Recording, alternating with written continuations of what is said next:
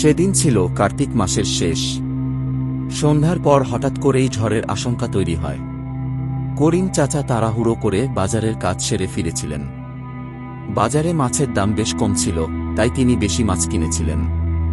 খুশি মনে বাড়ি ফিরতে ফিরতে হঠাৎ করিম চাচা খেয়াল করলেন রাস্তাটা বেশ নির্জন হয়ে গেছে। গ্রামের পথে সাধারণত রাতের বেলা লোকজন কমই যাতায়াত করে। চরনগরের মানুষদের মধ্যে একটা প্রচলিত বিশ্বাস ছিল বাসস্ট্যান্ডের পাশে কিংবা গ্রামের নির্জন রাস্তায় জিনের আনাগোনা আছে। আর সবচেয়ে বেশি ভয় ছিল বিড়াল রূপী জিনের। মানুষের বিশ্বাস এই জিন রূপ বদল করে প্রথমে বিড়াল হয়ে সামনে আসে এবং ধীরে ধীরে তার আসল ভয়ানক রূপ দেখায়। করিম চাচা পা বাড়ালেন। মেঠোপথ ধরে হাঁটতে হাঁটতে হঠাৎ রাস্তার পাশে তিনি একটা কালো বিড়ালকে বসে থাকতে দেখলেন। বিড়ালটা ছিল অস্বাভাবিক বড়। করিম চাচা প্রথমে বিষয়টা পাত্তা দিলেন না। বিড়ালটাকে তাড়িয়ে দেওয়ার জন্য একটা লাঠি তুললেন, কিন্তু বিড়ালটা এক চুলও নড়ল না। বিড়ালটা হঠাৎ করিম চাচার দিকে তাকিয়ে ভীষণ রকমের গাছমুছনে এক আওয়াজ তুলল। করিম চাচা ভরকে গেলেন, তবু সাহস করে বিড়ালটাকে তাড়ানোর চেষ্টা করলেন। ঠিক তখনই বিড়ালটা লাফ দিয়ে রাস্তার মাঝখানে এসে দাঁড়াল। তার চোখ দুটো অস্বাভাবিকভাবে জ্বলজ্বল করছিল, যেন আগুনের শিখা। করিম চাচা বিড়ালের এমন আচরণ দেখে থমকে গেলেন। তার হাতের মাছের ঝোলাটা ঝুলে পড়ল। বিড়ালটি ধীরে ধীরে তার আকার বদলাতে শুরু করল। প্রথমে তার লেজ লম্বা হতে লাগল, তারপর ধীরে ধীরে বিড়ালটি মানুষের মতো লম্বা হয়ে দাঁড়াল। কালো ছায়ার মতো একটি ভৌতিক অবয়ব করিম চাচার সামনে দাঁড়িয়ে গেল।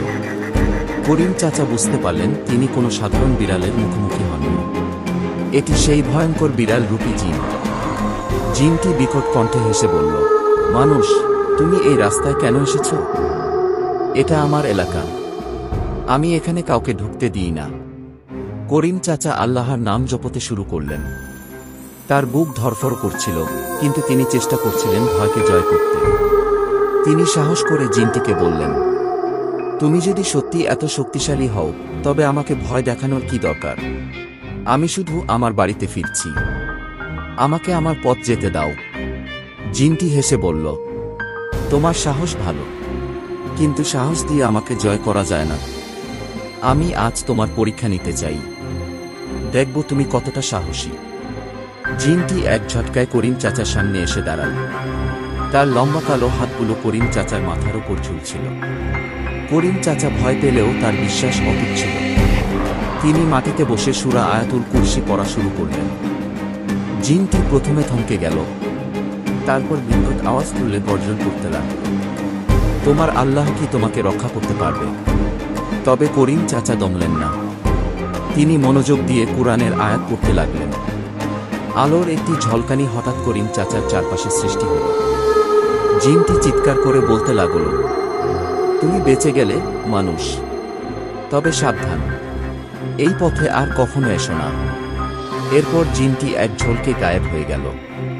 করিম চাচা ধীরে ধীরে উঠে দাঁড়ালেন। তার শরীর ঘামে ভিজে একাকার। তিনি ধীরে ধীরে বাড়ির দিকে হাঁটতে শুরু করলেন। বাড়িতে পৌঁছে করিম চাচা সেই রাতের ভয়াবহ অভিজ্ঞতার কথা পরিবারের সদস্যদের বললেন। পরদিন পুরো গ্রামে খবরটি ছড়িয়ে পড়ল। সবাই করিম চাচাকে বলল, তুমি আল্লাহর রহমতে বেঁচে গেছ। জিনের এলাকা থেকে ফিরে আসা সহজ নয়।